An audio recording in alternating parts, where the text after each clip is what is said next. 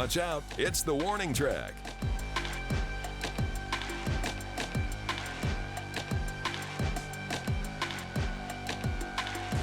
Welcome back to another episode of The Warning Track. I'm your host, Clayton McMahon, here on Wayne 15 Plus. Thank you for joining in for yet another episode. Keeping the Hundo Slow Draft rolling. We're going to dive into that today. A whole bunch of crazy picks happened since we last signed on here Tuesday morning. And we're recording this just before 9 a.m. on Wednesday, March 18th. Hopefully everybody had a good and safe St. Patrick's Day.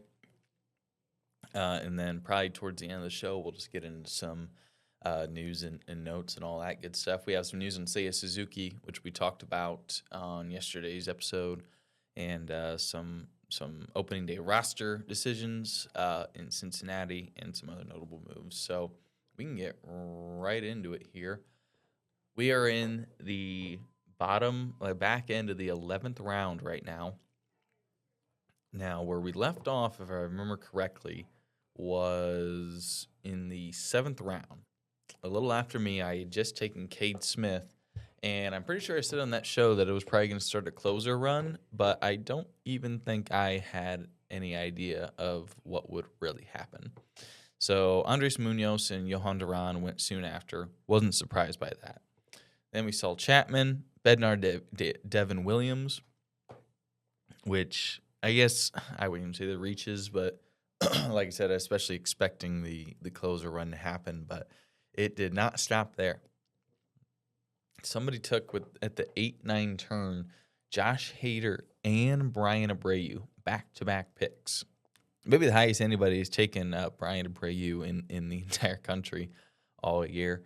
And it just continued. Raisel Iglesias in the 9th, Daniel Palencia in the 9th, Jeff Hoffman in the 10th, Ryan Helsley and Kenley Jansen in the 11th. So people were going for the closers. Yeah, like I said, I think Mason Miller and Edwin Diaz very close to Duran, Munoz, and Cade Smith, but I think we're definitely the consensus kind of top two a little bit.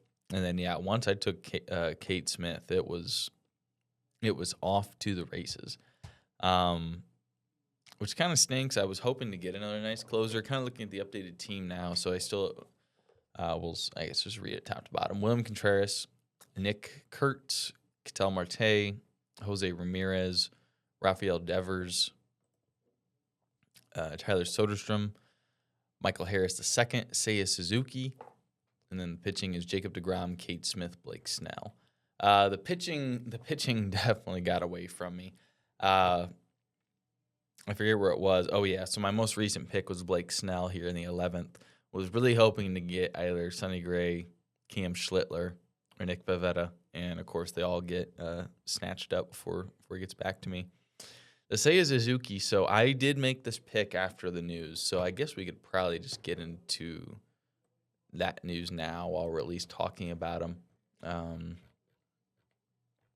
It was announced yesterday that the MRI revealed a PCL sprain. Oh, where is it? Yeah, here we go. Yeah, he was diagnosed with a sprained PCL in his right knee, which manager Craig Counsell described as, quote, good news, unquote. The Cubs will wait to make a decision on the outfielder's opening day availability until this weekend. Suffered the injury Saturday during the World Baseball Classic while attempting to steal a base. According to Bruce, who's this? So according to this note, Craig Counsell said that Suzuki will do some light baseball activities while the swelling in his knee subsides, so it's encouraging that he's not fully being shut down. So I guess there's not an official timeline. It's possible he'll miss a week or two of the season, but considering the slide that happened, I mean, I was able to get him at 116, where the Fantasy Pros ADP had him, I think, 82nd overall, 80th overall. Ahead of Tyler Soderstrom and Michael Harris, who were the two outfielders I took prior. So was definitely worried about my outfield yesterday and shored that up really nicely. I feel like that's definitely something I can kind of wait on now. But the pitching needs to get taken care of this draft. And so still a few 1, 2, 3, 4, 5, 6, 7, 8, 9, 10. So still 10 picks away. looking at the teams ahead, so it's been interesting kind of seeing the team makeup here, where it seems like half the people have been going super pitcher heavy and half the people have been going super hitter heavy. So, I mean, this guy only has 3 pitchers so far, and his first one wasn't taken until I think Nolan McLean took it in the 7th round. Yes. Yeah, very beginning of the 7th, which is crazy as well. This is a little more balanced. I guess it's a little more balanced. Man, John definitely needs to get some outfielders. I feel like he's went a little more pitcher. Or Compton, yeah. He went crazy on the pitchers. This is Ethan's team. Let's just say, like I said, he won't be on the show until next week, but let's just say he's not happy about this Jose Altuve pick. Yeah, he just took Jeremy Pena with his most recent one, which I think he made that pick this morning. Yeah. New York Dorks, he's kind of going a little pitcher heavy. I mean, we're 11 rounds in, so there's definitely going to be a mix of both at this point. Yeah, this guy's went really hitter heavy. Only one pitcher, one starting pitcher, one relief pitcher so far. This is my dad. He's got a nice mix, and then this guy also kind of a decent mix. So I guess the last couple rounds they started to diversify and kind of get what they're not. So yeah, hoping to get a pitcher. I've got some ideas of guys I want to get. I guess kind of looking. Let me pull up the Fantasy Pros rankings here. Nick Lodolo, Michael King. I really like the Michael King bounce back after the injuries he was dealing with last year. I think Ryan Pepio as well. I would definitely not be upset with him kind of dealing or coming back to Tropicana. I think will be nice. Let me pull up his stats. I know a lot of people were really high on him last year. So last year he had a 3.86 ERA, basically just slightly under a strikeout per inning. Put up a 3.6 ERA in 2024. So yeah, I'm very encouraged by him coming back to Tropicana. So I'm hoping to snatch up most likely either Michael King or Ryan Pepio. I think that would be a good third. Snell definitely scares me. I mean, he's probably going to miss roughly a month of the season, but getting him where I did, I do think that at least gives me some cushion. And I really like a lot of the mid to back end starting pitchers. So I mentioned the 3 of Michael King, Ryan Pepio, and I wouldn't be upset with Nick Lodolo either. Kind of going a little later in the draft, you have Sandy Alcantara, Mackenzie Gore, which I took in one of my Yahoo leagues. I don't hate him. Gavin Williams, I don't think it would be bad. Edward Cabrera, Jack Flaherty. I need to do more research on Tatsuya Yamai, the Houston Astros pitcher, see what that's going on there. Aaron Nola, I've heard good things about his velocity in spring training so far, and I've always been an Aaron Nola fan, like I mentioned yesterday. So would not be upset with him. Zach Allen, even like Matthew Boyd, Chris Bubich. I have Bubich on one team. Maybe Shane McClanahan. That's kind of where it gets a little iffy there. So there's a lot of mid to back end pitchers. It's definitely a little risky, but pitcher's risky anyway. So I'd much rather spend mid to late round picks on them than 3rd and 4th round picks. So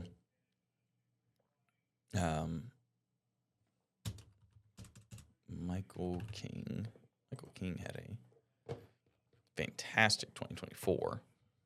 Sub 3 ERA, 200 strikeouts. Last year's dealt with some injuries, but even in 15 starts, at a 3.44 ERA, which isn't terrible. The K numbers came down though, compared to the last couple of years. So we'll see. Yeah, so we're almost halfway through the draft, which is pretty crazy. So hopefully I can shore up the pitching.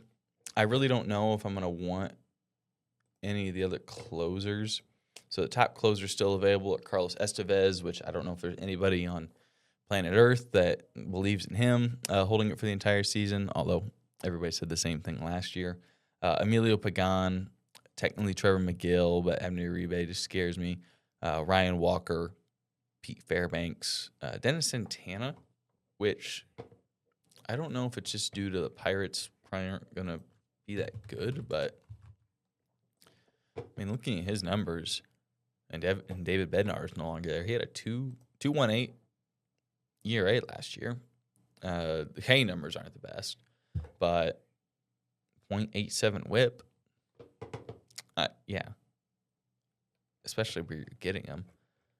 I really don't know who else is in that spot. And then I think there was one episode too where I was kind of talking. Ooh, somebody just went. Nick Lodolo. Yeah, I knew. Yeah. I think it's going to be a miracle if I get Michael King or Ryan Pepio on the swing back. But we'll see. Never know. I may even reach for Alcantara, which I don't really feel good about that. But I guess by the time anybody sees this, it will have already been done. So I don't mind talking about players that won't be up for a little bit. Yeah, it stinks, though. I really haven't gotten sniped too much in this draft. Would have loved Yordan Alvarez. I think I said on yesterday's show, but he went in the third round, like right before I was going to go. Because I was kind of on the early side of the swing there in the third round, so I thought for sure he would get back to me. But I think he's just forever elusive. I don't know what it is, but then my dad's up. We'll see what he does.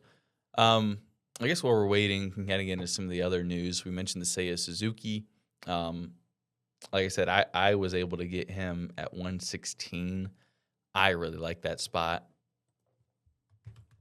Considering, coming off a career year, if he's only going to miss a couple weeks, like I said, his ADP's going. His Fantasy Pros hasn't updated ADP. The sheet I print off was from last Friday, so they have him with an updated ADP of 88. So, yeah, I think able to get him about 20 spots back. I feel good about that. But between him and Snell, I'm already going to have two people who are probably going to be out to start the year, which is not ideal. This league does have, is it 2 or 3? I think I adjusted it. Oh, 4. Okay, I meant to adjust it.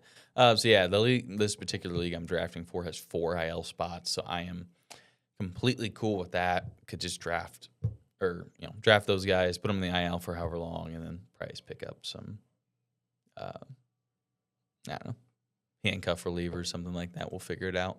The other thing I'm hoping to kind of address too is stolen bags. That's why I was happy to get Michael Harris, but between him and Jose Ramirez, those are really the only guys that steal any kind of bags. So hoping to get with my 4th outfielder. I don't know if anybody's really high on. I feel like he slid in 2 Yahoo drafts I did, but Jacob Marcy, who in 55 games had 14 stolen bags. I'll admit I really don't know much about the guy, but if you take his 2025 season, spread out over 162 games, we're talking 15 homers, 41 stolen bases, 97 RBIs, and 82 runs with a 292 batting average. 65 walks to 141 strikeouts. Not terrible plate discipline either. So as a 4th outfielder, I know some people were kind of saying that Marlins lineup might be a little sneaky between like Agustin Ramirez, Kyle Stowers. So I think he'll be a solid target. I would love to get Jack Caglione. I think he's going to go here soon. We're getting into the 130s now. Yeah, that's going to be tough. Still need a shortstop, too. At this point, I really want to get a pitcher, but I can't leave Trevor Story still on, I guess, speaking of stolen bases. I know he's never been able to stay healthy, but put up a solid season, at least in roto leagues. Roto/categories leagues. Because last year he had 25 homers, 31 stolen bases, 91 runs, 96 ribbies, 263 batting average. Now, 33 walks to 166 strikeouts is pretty rough. That was also the first time he'd played more than 100 games since 2021. And has only done it, well, I guess 2020 doesn't count. And he's going to be 33 years old. So that's a little risky. Granted, we're also, in the 11th, 12th round at this point, or 11th round. So I still think I'm going to go pitcher. Um, but even Andrew Swanson wouldn't be terrible. Otto Lopez, I took. Ooh, who did it? Oh my gosh. Did I not just say it? I'm going to have to mess with my dad about that one. I cannot believe that I've literally talked about these pitchers, and two of them just went back to back since the time this show started. That's really unfortunate. So, well, good thing. This is the good thing about the slow draft is when your plans get blown up, you have time to pivot and figure things out. Because at this point, I don't even know who I'm going to have in my starting rotation. I might have completely botched that one.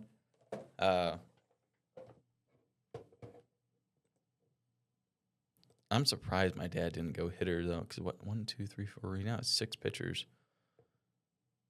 Yeah, he has more pitchers than hitters, so his offense is gonna be looking pretty rough. I'll mess with him about that, but and then Justin Beetzel's up, so it'll probably be a long time before he's already auto picked 4 times, being on the swing there. So, oh man, I'll even give him a thumbs up. Yeah, that stinks. Well, anyway, I guess kind of going back to player news. I thought this was interesting. So the Reds announced that Chase Burns, Brandon Williamson, and Rhett Lauder have all made the opening day roster. And it was a little surprising when I first heard that, basically because there's only two starting pitcher spots. Even with like Hunter Green being out. And so it seems like the 3 of them, at least the report is saying that the 3 of them will occupy 2 rotation spots and back each other up in those spots due to their recent injury histories and or lack of experience. So not really a good situation for Chase Burns, in my opinion, who went, I think my dad took him in the 10th round. To me, it just seems like it's going to be an opener, or I guess if anything, you would hope that Chase Burns is the guy coming in for the opener. You're still not going to get a ton of innings out of him, but at least that way he would be the one in line for the win opportunity if it presented itself. So, yeah, man, I cannot believe those 2 pitchers went back to back. Looking at some other news, Shohei Ohtani is going to take the mound Wednesday for his first pitching stint in spring training. I think I mentioned it before, but ESPN, for those who are unaware, considers him one player, both a hitter and a pitcher. The only stipulation is that if he's pitching and you decide to put him in one of your pitching spots, you can't also put him in your utility offensive slot. Not that it really matters. That still makes him pretty broken. I thought this was an interesting note because there was an episode last week where I talked about Cole Sands. Liam Hendricks threw a scoreless inning for the Twins in Tuesday's grapefruit loss. He reached 93.6 miles per hour with his fastball. And then there was a quote from manager Derek Shelton, told The Athletic, quote, "You can't take away the been there, done that." Quote, "There are guys who can't do it, and he's done it at a really high level." Now, Shelton last week said he has no idea who his closer will be. That's when we talked about Cole Sands. So it's somewhat notable. He praised Hendricks. The veteran reliever has looked healthy this spring, but his velocity is down from what it was last year in 2023. Still, given the weak competition in Minnesota's bullpen, he could make the opening day roster and figure into the save mix. Now, it is interesting because at one point, Liam Hendricks was arguably the best closer in baseball for a few years with the White Sox. I guess it also kind of stretched into the A's as well. But he has not pitched essentially at all. I mean, he's only made 19 appearances since 2023. And what is that, 18 and 2/3 innings? So, I mean, I guess do with that what you will. I mean, like I said, at one point, in his 2021 season, 113 strikeouts in 71 innings, led the league in saves. 8-3 record to boot. 2.54 ERA was fantastic. So if anything, Hmm. I guess I don't know how I'd rank it because it was Cole Sands, Liam Hendricks. I'm trying to remember who the third name was. I think ESPN would have it. I really like their closer chart. Kind of gives a good idea of what. Um, or yeah, Justin Topa. Yeah. I don't know if anybody's really super excited about that. Taylor Rogers as well. So yeah, there's just so many names there. They're definitely one of the top teams where I would be paying attention to them the first week of the season or so, and if they get themselves into a save opportunity, see how it goes. But I maybe wouldn't be opposed. I mean, like I was mentioning earlier, I'm going to have to put a couple of these guys on the IL once the season starts, and so maybe even picking up Liam Hendricks if he doesn't get drafted before then. This league really, really loves closers. That's why I was surprised it took until the end of the fifth for the first one to be taken. And then, yeah, it didn't take long for. There's a lot of dark blue there. So yeah, maybe keep an eye on Liam Hendricks. He definitely has the most. I guess Taylor Rogers has been around for a long time. I don't know I'm trying to remember how many times he's been a closer, though.